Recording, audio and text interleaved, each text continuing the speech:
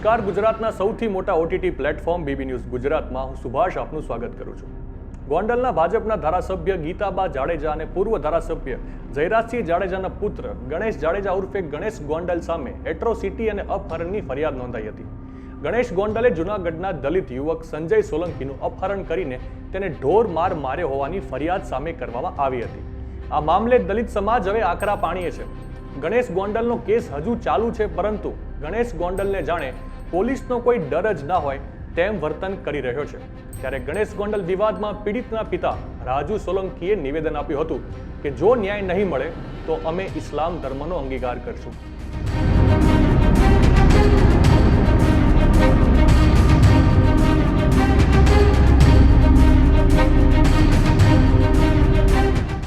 પ્રાપ્ત જાણકારી મુજબ રાજુ સોલંકીએ 8 જુલાઈના જૂનાગઢ અને મોટી મોણપરી ખાતે આયોજિત અનુસૂચિત જાતિ સંમેલન કાર્યક્રમ બાબતે નિવેદન આપતા કહ્યું હતું કે આ કાર્યક્રમમાં 15 ઓગસ્ટ રજૂઆત કરવા ગાંધીનગર જશે, તેની સત્તાવાર જાહેરાત કરવામાં આવશે। અહીં પ્રદેશ પ્રમુખ પાટીલ સમક્ષ આવેદન આપીને ન્યાય માટે ગણેશના માતા એમએલએ ગીતાબાનું રાજીનામું લેવાય તેવી માંગ કરવામાં આવશે અને જો તેમની માંગ નહીં સ્વીકારાય તો સોલંકી પરિવાર ઇસ્લામ ધર્મ અંગીકાર કરશે।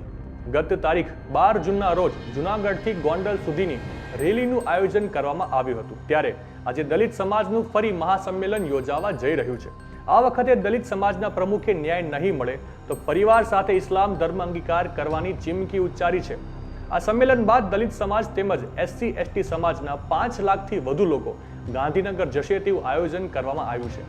દલિત સમાજની માંગ છે કે ધારાસભ્ય જયરાજસિંહ જાડેજાની 120B મુજબની અટકાયત થાય તેમજ ગોંડલના ધારાસભ્ય ગીતાબા જાડેજા રાજીનામું આપે। નવા સમાચાર, નવી અપડેટ સાથે ફરી મળીશું, ત્યાં સુધી મને રજા આપશો। નમસ્કાર।